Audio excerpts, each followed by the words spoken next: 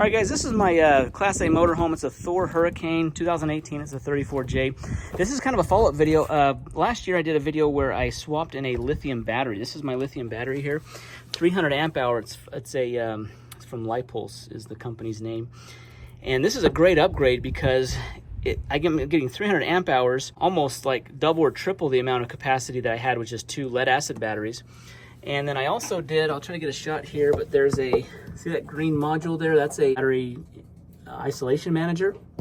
That helps charge the battery while the RV is driving, and it helps protect the alternator. It helps from overcharging this, so that's something I have to do.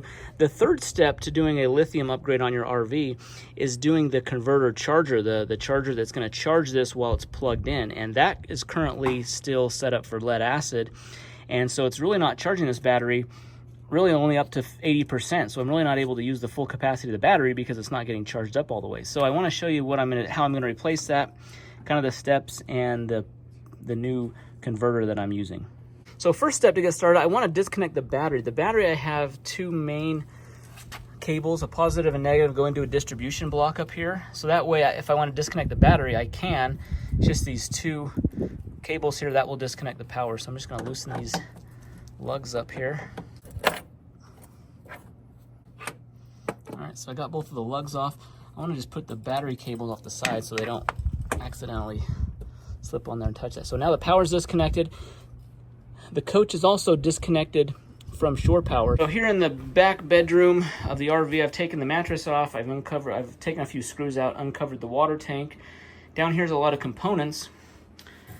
But this silver box right there is my converter charger. That charges the battery, the house battery, when it's plugged in. So it runs off of shore power and then charges the battery. However, it's only going to charge lithium only up to 80%. So in order to get the maximum use of that lithium battery, I'm switching it out for, this is a Progressive Dynamics model PD 9160AL. So what I did is I just found the model number of mine. I just did like an online search and found that this was a compatible charger, kind of a direct swap over. This does look a little bigger than that one. And this new one does have two separate battery output ports. So you could do double of these, like for charging a larger battery bank. I'm just gonna take that out. There's some screws that are holding it in. Essentially there's a positive and a negative that goes to the battery. This plugs in, there's an outlet down here. I'm gonna plug into that. And there is a copper wire for grounding here. And then just mount it. The hardest part of this is just getting access because there's not a lot of access. That one's a little smaller than this one, so just getting it positioned in there is really the hardest part. So it really shouldn't be that bad. Just working on getting this out. This copper wire that was inside this little lug right here, this is actually a little Allen key. I had to use this size of like an Allen wrench to get that out. I've unplugged this. This unplugged to the back of this panel right here. You kind of have to dig down there.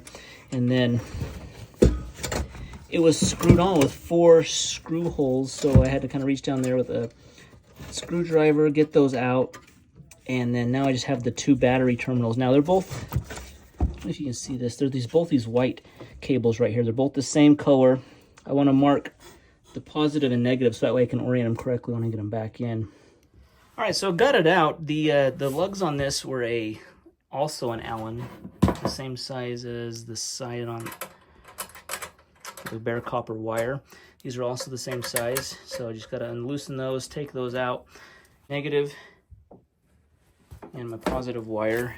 So now the challenge is I just have to put the new one in, like down there, secure it to the floor, and then get these connections hooked up.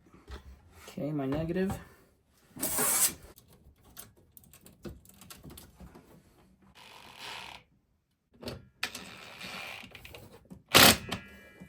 So if you have little clearance like I do, I connected the copper wire and then the positive and negative to the front of this before I got it down onto the floor because there's just not enough. It's just really challenging to do that. So now that I have those connected, I'm just gonna get it down to the ground and then I'll be able to plug in the outlet once it's down on the ground. All right, got it down there. I got it secured to the floor and then got it plugged back in to the outlet down there. So it's all set to go. Only thing I need to do now is just connect the battery and then plug it into shore power and then have it power up, and we'll see how it works. But pretty straightforward. The only challenging part was just the clearance. I just had really tight clearance down there, which was hard to get to. But anyways, thanks for watching the video. Hit that thumbs up button, subscribe to the channel. See you in the next one. Thanks.